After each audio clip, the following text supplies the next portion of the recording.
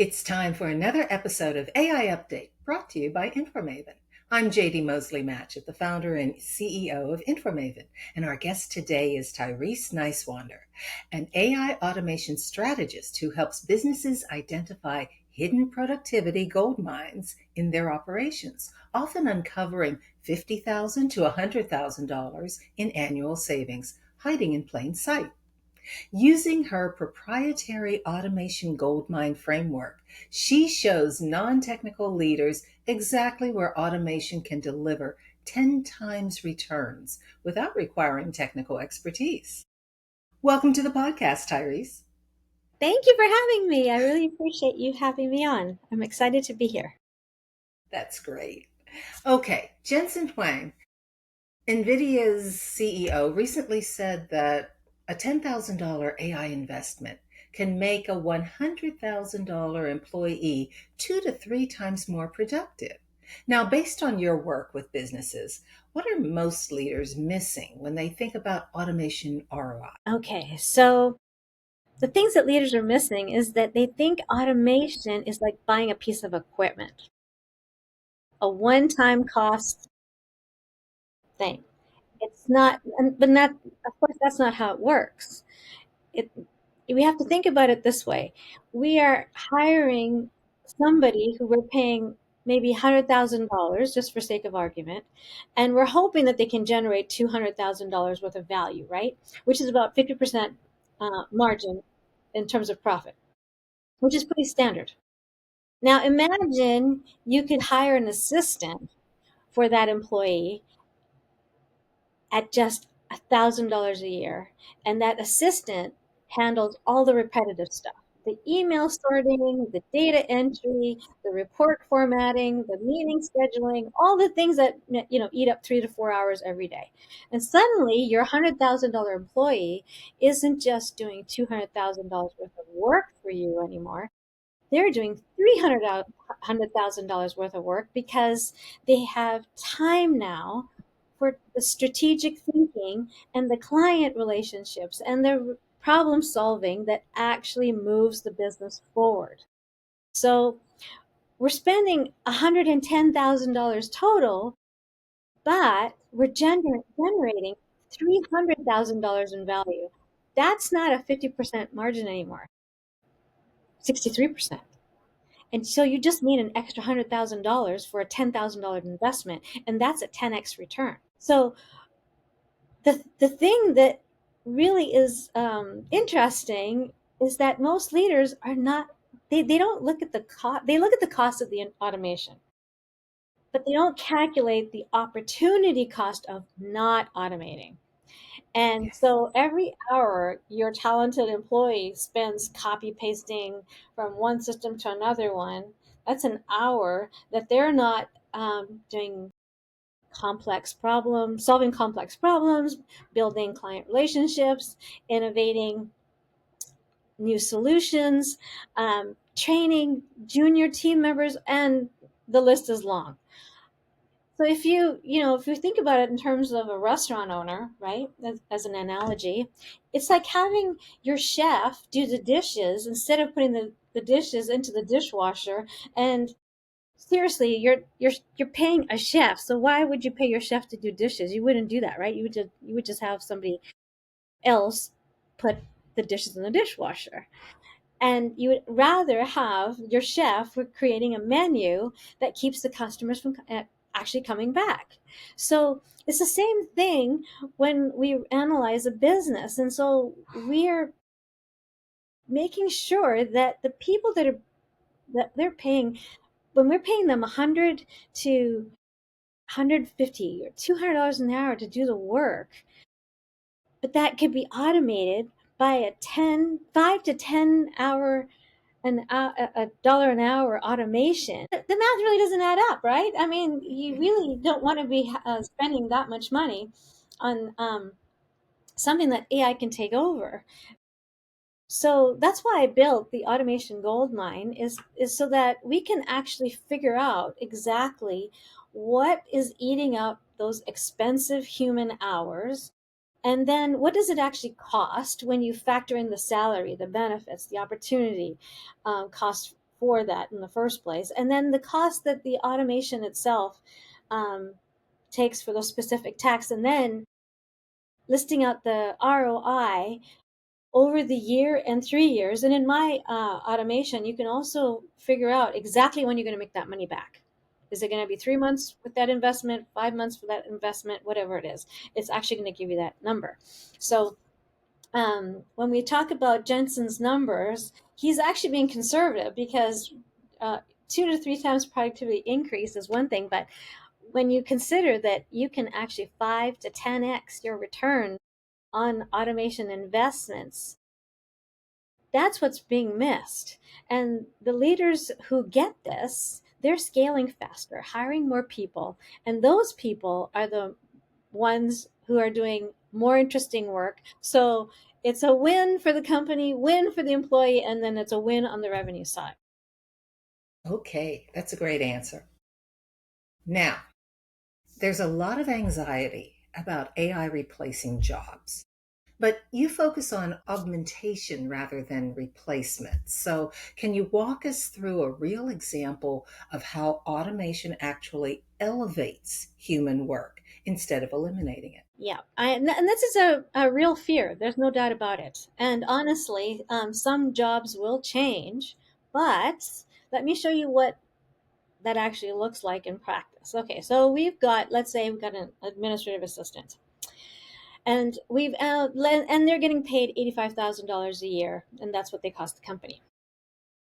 Now, if we break it down to this person's working 40 hours a week, and we break it down into the different things that they're doing, and let's say they spend 2 hours email screening and routing, and then they got 1 hour doing calendar management and meeting scheduling. Then they've got 2 hours that they do data entry for documents into systems, and then maybe they're doing report generating for another hour.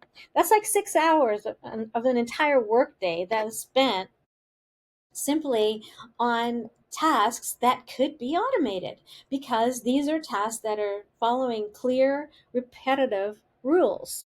So, um, really, the key question is this person an administrative assistant, or are they actually a highly paid data entry clerk when you consider that it's the 6 hours that they actually are being used out of their day? So, if we think about the another analogy we can use is an orchestra conductor.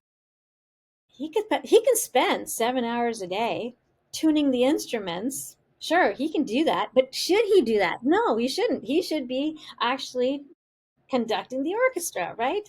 So that's where it becomes interesting, because what we want to do is not eliminate the job, we want to transform it. We want the same person who is employed in the same salary, but now they're spending time actually assisting executives with strategic planning. They're managing vendor relationships. They're coordinating cross functional projects. They're improving internal processes. Maybe they're mentoring junior staff. And so that's what we're actually trying to find. And so here's what happens when you figure out that the administrative assistant has become so much more valuable after 6 months, because now you've identified all these different things. They can get a promotion because suddenly executives can see that this person is actually capable of much more than they were, because they're not drowning in manual tasks. And you can also look at it as this is exactly what Jensen Huang was saying when he said in his recent podcast with I think it was at BG2, and he was talking about how all his employees are working with AI, and he's not replacing engineers. He's giving the engineers an AI assistant so that they can focus on engineering through breakthroughs through chips, breakthrough chips, instead of debugging syntax errors, for example. Mhm. So, whenever a leader is asking me, will this eliminate a job? I ask them back, when you are when you made your employees when you make your employees more productive with an email instead of memos, did you fire your everybody? No, you did not. And or did your company grow? So when email came in, you didn't all of a sudden decide, oh, well, we don't have to do this person doesn't have to be around anymore. No, we kept those people. We just changed the way that the job actually was done. So the real risk isn't the automation eliminates jobs. The real risk is that the companies who don't automate can't compete with companies that do automate, and then those jobs are at risk. The businesses that approach automation thoughtfully focus on augmentation rather than replacement, and those are the ones that employees are where the employees are actually happier, more engaged, and because they're doing more meaningful work.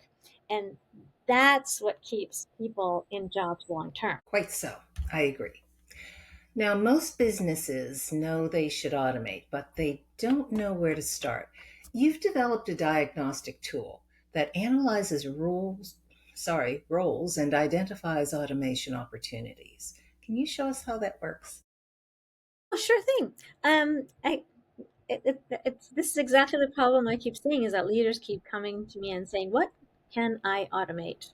And I would say, "What do you want to automate?" And they'd say, "I don't know. Everything." Well, you can't. I mean, that's just not possible. Isn't it? I mean, it's like going to the doctor's office and saying, "Well, I want to be healthier, but where should we start?" And doctor says, "Where should we start?" The and yours, like, do we start with exercising, getting more sleep, medication? What is the diagnosis before we can prescribe the treatment, right? The same thing is true for automation. You have to figure out what is it that we want to automate. And so that's why I built the automation gold mine, and it's basically a diagnostic tool for business processes. And so I'm happy to show you how that works, actually. Let's Okay. go here and share the screen. Oh, click on screen. There's the tool. Share. Okay. And I have it on my second screen, so forgive me for looking away. So what we have here is the actual automation tool. Now what I'm going to do is I'm just going to go over here. I'm going to grab this job description. It's basically a job description for an administrative assistant who's making about $90,000 a year. Well, Okay. this is what happens when you have a new Mac and you're going, okay, is it Control C for copy?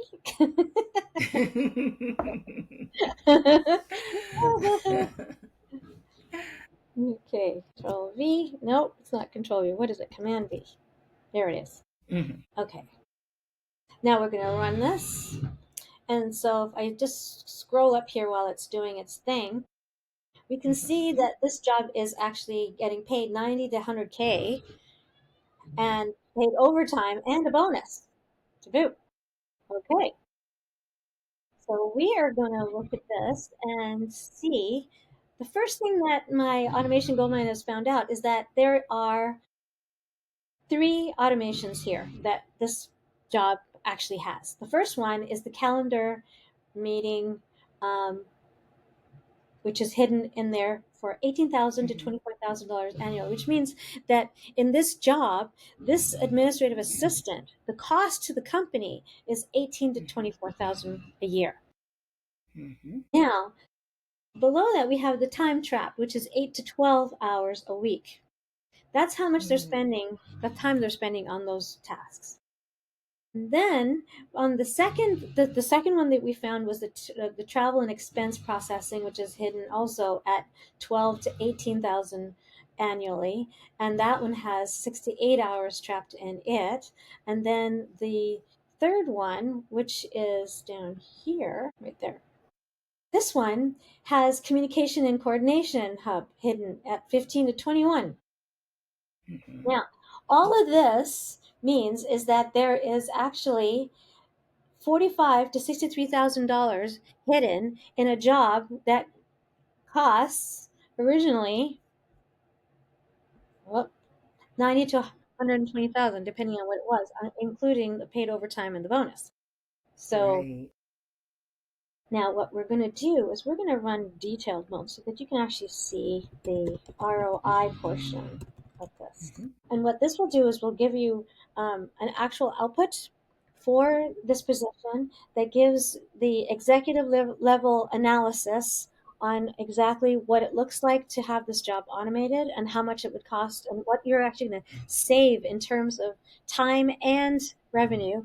And we can also ask the tool after that, well, after the person has saved this much time, what can we get them to be doing to be revenue generating tasks? So that's another part of it. So that, which is great, because I think people think, oh, well, if we're going to save 50% of a job, that means we only need the person part time. No, no, no, no, no. That's not the goal here. The goal here is to get that crazy repetitive stuff out of the way so that your human who actually does have real value can show their real value by actually doing the task that they should be doing. That's where we're at. Okay, so here we are. So the ROI here, let's go back to the top of this. So the first one, which was the calendar and meeting management automation, Hmm. it's showing that it's a 9.2 out of 10, which means it's a high score for automation. And then it's saying that the time investment in here is 10 hours, and the true Hmm. hourly rate is $63 for those 10 for each of those 10 hours, which means that that's where the number of the 34,000 came from, because people always ask, Right. where do you get this number from? Okay, well, this is where the Yeah. number came from, because Yep. you Yep. Yep. that's money out the window, right? You It's never true. that you lost. And the same thing with the next one. This next one is another 24,000. And then number three, that's another 31,000. So now if we Hmm. look at the comprehensive ROI of this whole thing, we can see that the current labor investment is about $90,000, Hmm. which is 1,352 hours. And then we can also see that the ongoing cost is 2,170 annually, and the total net savings is 61,145 if these jobs, all these three different parts, were actually automated in this particular job. So now, which means that you could, with automation, get paid back for paying for the automation within 4.3 months. And Wow. then That see a is awesome. 3-year net ROI of 742%. That's like mind blowing, right? It's true. So true. This is like serious money we're talking about here. We're talking about the difference between a company surviving and a company dying, especially if competitors are already in it and using it. They're using their employees to their full advantage, whereas someone who's still pushing paper and doesn't have time to talk to clients and doesn't have time to really get into the nitty gritty of the revenue generating tasks, that company's losing Mhm. out. Yeah, it's Absolutely. absolutely true. Yeah. Absolutely true. Wow. That was a And great demo. And then Thank you you. also have the opportunity to look at, if you wanted to have the implementation blueprint, it's going to do that for you if you want. So you can see, Oh, okay, what does that look like? okay. So Okay. it's going to do that too. It's going to tell you all kinds of things. So while this is a diagnostic tool, I've built it so that it gives you a full breadth of answers. So people that go ahead and go into my they can actually ask all kinds of questions after this segment is done, because now the AI has context about all of what we're looking at in terms of the tool. So, what kind of questions might somebody ask as a follow up? Like, what is my person going to do with the spare time? Let's Okay, let's yeah, ask it. what can this person do time? And you don't even have to be very clicky about it. Just say it as you would say it. There's a lot of things, people say, "Oh, I don't know how to prompt it." Well, just say what you want to say. Okay, so what's it coming up? Okay, so now it's actually doing a bunch of different things here. So let's scroll up while it's doing its thing. Mm-hmm. All right. So the freed up time through automation. So it's liberated 945 hours a year. Wow. That's the first thing. So that's 18 plus hours per week, which is an equivalent to 5.7 months of a full-time job. Yeah. Okay.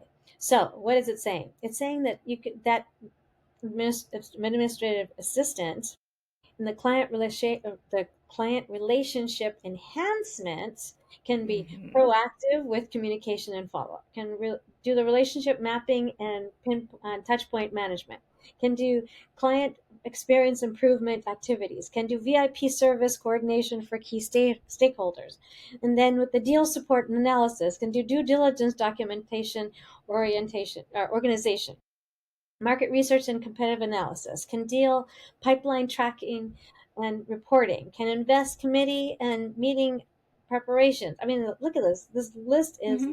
Mm-hmm. long. It's not like Yeah. a short thing. And then it's also saying that this will enable deals to go through 25% faster. It's going to Wow. 15% improvement on your client retention. It's got Mm-hmm. 18 plus hours weekly principal efficiency.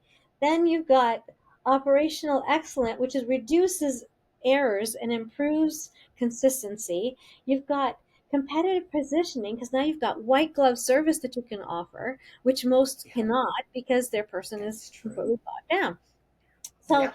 that's um, seriously, if a company starts to think about all the different ways that a person Mm-hmm. can be efficient, this is probably the best way to figure that out. This is true. This is very true. And this is a very impactful tool. Thank you for showing us that. Sure. Okay. Jensen Huang also said that general purpose computing is over and that every company is going to have to shift to accelerated computing and AI. So, what does that mean for businesses that aren't tech companies? I mean, how do they prepare for this shift? Good question. So, um, when Jensen says, first of all, that general purpose computing is over, Mhm. it sounds incredibly technical, but here's what it really means in plain English is that it's the old way of doing business. And so humans, if we think of humans as thinking and computers as just tools, that's what's Mhm. ending. The new way is that the AI does a lot of the thinking, and the humans focus on the judgment, strategy, and the relationship part.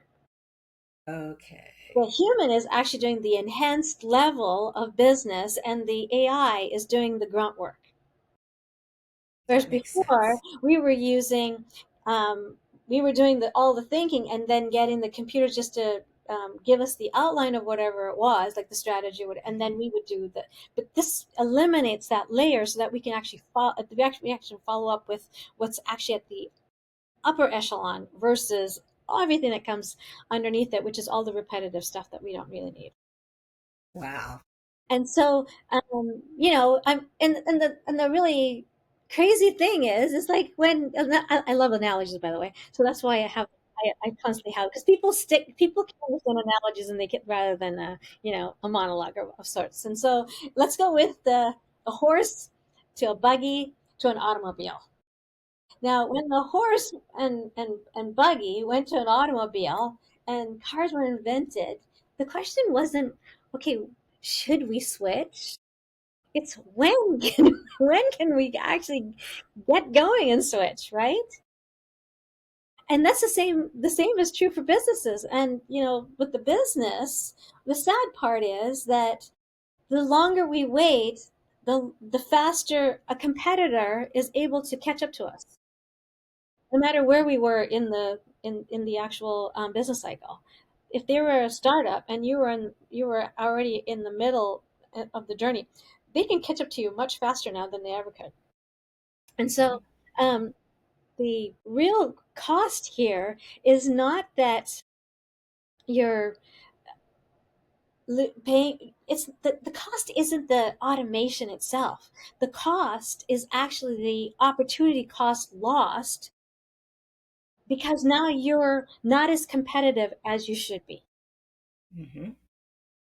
And so, if we really break it down, the smart approach is to take jobs that are in your company, do the audit, prioritize those the audits of all the different parts. Start small. Don't try to automate everything. Try to automate just one thing to get that quick win to understand, oh, this is what this is gonna do. And then scale strategically so that you're actually building your company, and while you're building it, you're actually building it on a solid foundation. Because the one thing that people may not understand is that when you're driving down a road and you've got your steering wheel, and if your steering wheel is off by one degree, eventually you will go off the road, because that one Yes. degree spreads and does that. Well, the same is true for AI. If you're not exact in how your employees workflow and SOP are, then AI is going to not go in the direction that you want it to. It is going to hallucinate, and hallucination comes from not having enough information. That's where hallucination comes from. Because when AI doesn't have the information, it looks around and goes, well, I don't have the information, so maybe it's asking me for ice cream, so it puts it in there. And then we're thinking, well, what does ice cream have to do with anything? But that's Yes. that's where that's how what a hallucination looks like, is when they Mhm. don't have enough information, and then that's why we have that as Yes. I think. So, but the beautiful thing is that the tools exist today, right? And so you don't have to be a tech company. And you don't need to hire a bunch of data scientists and all this kind of stuff. All you need is to learn to look for the opportunity, evaluate the ROI, and then get someone to help you implement it. Okay. Now, for an administrator or a business leader who's watching this and they think, okay, I'm convinced, where do I start? What's the first step they should take this week? I love this question. Okay, so because they're convinced it's important, but they're starting at the mountain and thinking they're staring at a mountain, right? And they're thinking, where do I even put my first step? Yeah. Right now, Marie Kondo, she's the organization gal. She actually has a Mhm. system which is really great. So her framework makes it really simple. So what she does is that she'll organize your home, but she does it in a strategic way so that Yes. you're not overwhelmed and you can actually follow through on what she wants you to do. So she has a strategic start in one category, see what you have, and then decide what to keep, and then move to the next category. So the same thing is true for the AI bit, right? So you pick a role in your business. You start with a high volume role, like the administrative assistant example I just showed you, a customer service rep, bookkeeper, sales coordinator, whatever it is. And then for 1 week, you have that person track Hmm. what they actually do. Because when they track what they actually do Yeah. versus what's in their job description, and they do it hour by hour, that is when we reduce that 1% skip into the ditch. Yep. That Because makes now we perfect have sense. the proper line that the AI can follow, and it's steering on that line in correct patterns and whatnot, and it's not going to start going all over the place and not do its thing.